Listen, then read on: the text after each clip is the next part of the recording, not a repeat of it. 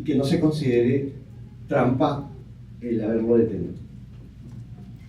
Solo para que vean la diferencia de una y otra interpretación, en la que yo les he propuesto, en el año 8 me interrumpen, en el año 18 comienzo a partir de 8.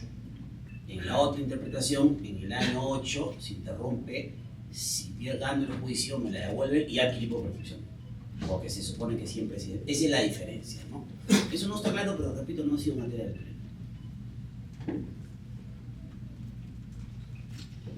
Muchas gracias. ¿Alguien más tiene otra pregunta?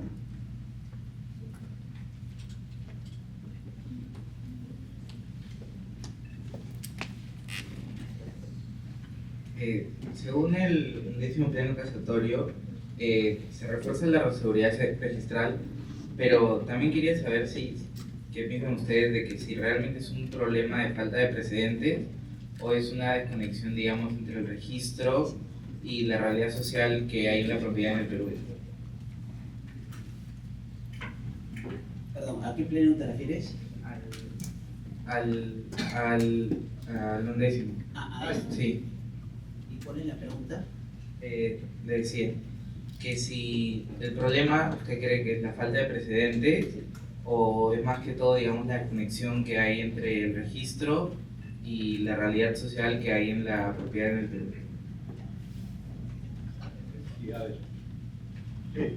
Efectivamente, parece que la prescripción adquisitiva se está haciendo muy famosa. A ver, ¿qué es lo que pasa?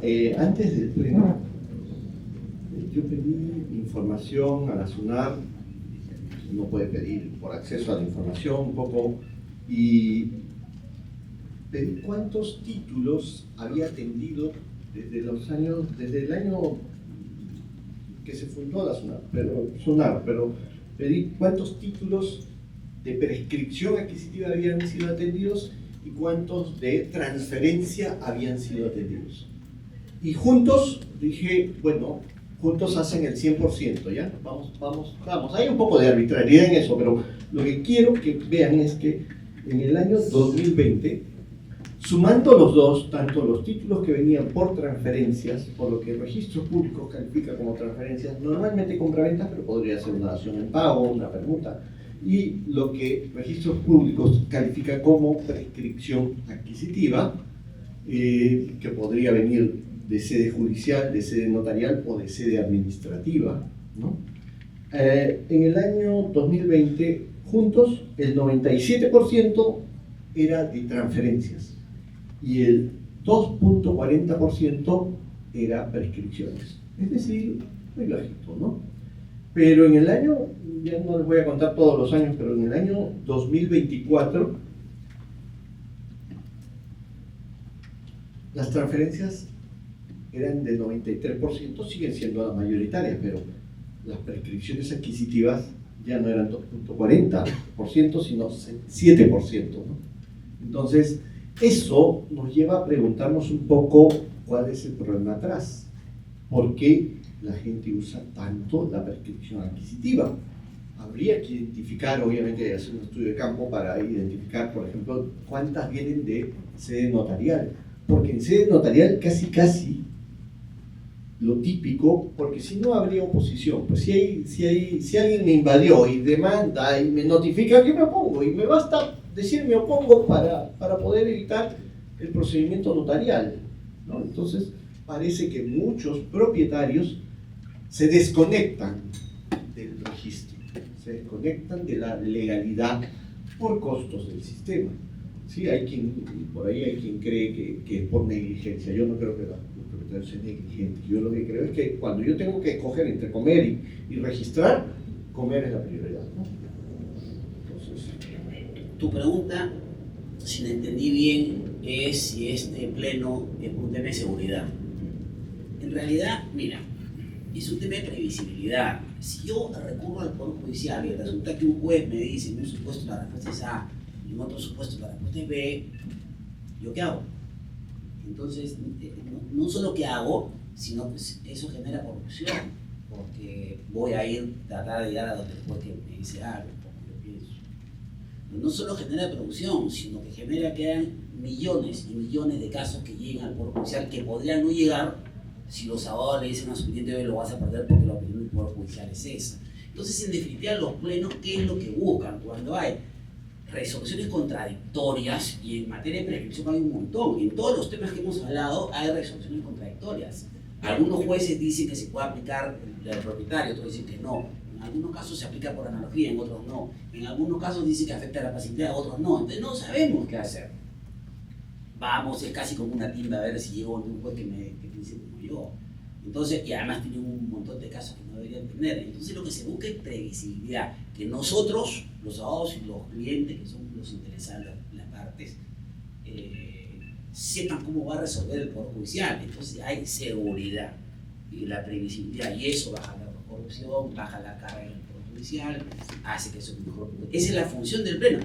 Tenemos 11 plenos, 10, ojalá salga este 11, son poquísimos. En materia registral, ¿cuántos hay? ¿250? O 300, o sea, cada semana sacan un pleno y lo hacen de manera virtual, o sea, se comunican entre ellos: ¿tú qué opinas de este caso? Sí, no, vota, listo, salió en 24 horas. Yo he participado en uno de ellos. En materia judicial nos tienen que invitar a los amigos, un formalismo, una cosa, y ojalá así que lo presenten. Sí, que salga, ¿no? Que no salga en 3 años. Sí, bueno. Muchas gracias. La última pregunta.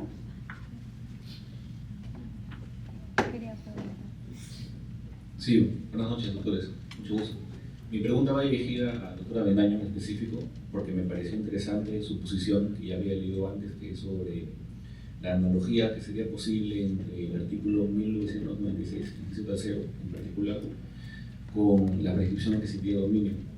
Lo cierto es que, y no me dejaría mentir el magistrado que puso hoy día, que en realidad la analogía no sería del todo posible, en la medida que, para empezar, la prescripción adquisitiva en ningún momento hace mención del propietario, no menciona la negligencia del propietario, ¿no? Más bien al contrario, toda la redacción del artículo más bien alude a la diligencia del poseedor, ¿no? Que está cumpliendo con una serie de requisitos por un tiempo determinado, sea corto o largo. Entonces mi pregunta es, ¿usted cree que es posible que la Corte Suprema en este pleno número 11 llegue a una fijación determinada en este aspecto controvertido, ¿no es cierto? Hay artículos incluso sobre el tema, me parece. Dicho en resumen, ¿será posible que la Corte Suprema diga es posible la analogía con la prescripción exentiva y la adquisitiva? Mira, el derecho no es lo que dice, lo que digo yo, ni lo que dice el doctor Arata, ni lo que dicen todos los que escriben de doctrina. El derecho es lo que dicen los jueces. Ese es el derecho. El problema es que a veces los jueces pueden decir que los chanchos vuelan, ¿no? Estamos en un problema con nuestros jueces. Pero los jueces yo sí creo que pueden decir, y pueden decir que se aplica la analogía, y creo que no es claro el tema, yo coincido. Son instituciones diferentes, sí. Una es en base a la posesión y la otra es en el sistema obligacional, sí. Pero tienen vasos comunicantes que las hace relativamente similares, como el transcurso del tiempo, como la negligencia, como la inacción, como la función de consolidación de derechos. Pero además puede haber algún tipo de análisis que no sé cuál es ahorita. Tenemos que hacer que se apliquen esas normas, porque aquí en la China y en todos los países la prescripción adquisitiva se interrumpe con la citación con la demanda. Tenemos que aplicar las normas extintivas, porque no podemos inventar eso. Tenemos que jalar la norma. ¿Cómo la jalamos? Si yo encuentro que la forma jurídica es la analogía, no la remisión, porque ya no hay. Y los jueces lo pueden decir, y de repente pues romperán, no estarán diciendo que los chanchos vuelan, pero no será perfecta la institución. Pero yo sí creo que lo pueden hacer, deberían hacerlo. Si me lo permite, ¿puedo agregar algo? Sí. No fue para mí la pregunta. Ok, gracias. El argumento para no aplicar la analogía es que si voy a jalar, voy a hacer, disculpen lo sencillo que quiero decirlo, ¿no? Si voy a jalar el inciso 3 de citación con la demanda, quienes niegan la posibilidad de aplicar la analogía dicen es que o lo tomas todo, pero no puedes, o nada, pero no puedes tomar una parte.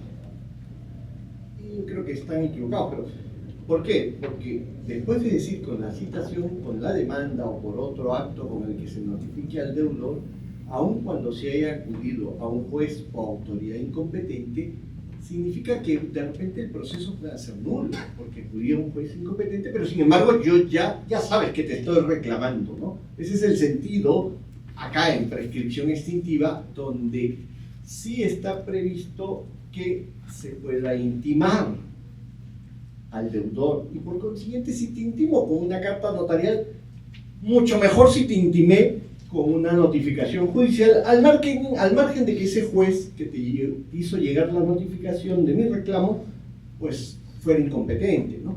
Finalmente te llegó mi reclamo y sabes que estoy reclamando, porque en obligaciones cuenta eso. Pero en reales no tomamos en cuenta esa parte porque precisamente lo que no queremos, bueno, no todos están de acuerdo, ya, Paco tampoco está de acuerdo, pero yo no creo que valga la intimación o valga el requerimiento extrajudicial para interrumpir la prescripción adquisitiva. No tiene sentido que por un lado en el 953 le diga a alguien para recuperar la posesión y evitar que ese efecto te perjudique, ese efecto tienes que litigar y ganar. Y a otro le diga, bueno, pero también puedes mandar una carta. Entonces es más fácil mandar una carta. Y solo mando una carta, no tengo que ganar, no tengo que hacer nada más. No tiene mucho sentido, no tiene lógica para los estándares de reales. ¿Okay? Fuera de eso, al margen de lo que dice el código o no dice, creo que nosotros nos llevamos también por principios. Y un principio procesal, que por cierto, tiene muchas excepciones y todo lo demás, es que uno con su demanda, con el emplazamiento, logra de alguna manera garantizar el resultado en función al estatus en el momento de la demanda. Porque si a mí me van a decir que yo demandé, pero que como el juicio duró más de 10 años, mala suerte, ya perdí, ya prescribí y ya tu demanda no tiene sentido, eso no tiene ningún sentido, ¿no es cierto? Entonces, si no lo aceptamos por analogía, lo aceptaremos por principio, pero creo que definitivamente el asunto tiene que resolverse, porque el caso que yo les mencioné, donde hay una casación que dice simplemente, como no hay norma, no hay interrupción, no tiene ninguna lógica, ¿no? ¿Para qué demandamos entonces? ¿Para qué litigamos? Si no es para obtener un resultado, ¿no? Muchas gracias, doctora Arata, doctora Avendaño. Siempre es un placer contar con su presencia. Continuaremos con el coffee break del primer Congreso de Derecho Inmobiliario por la parte inferior. Gracias.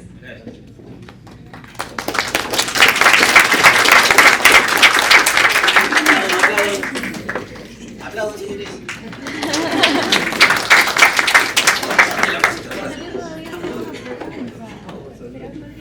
Gracias.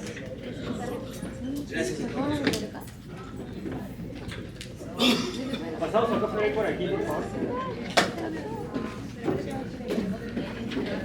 ¿Vamos? Creo que sí.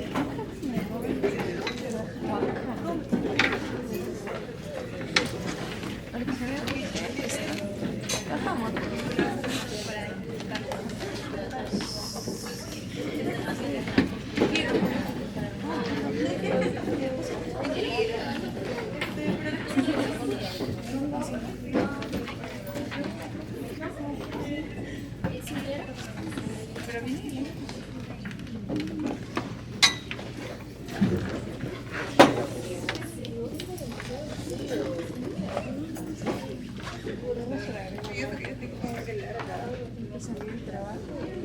Yo también.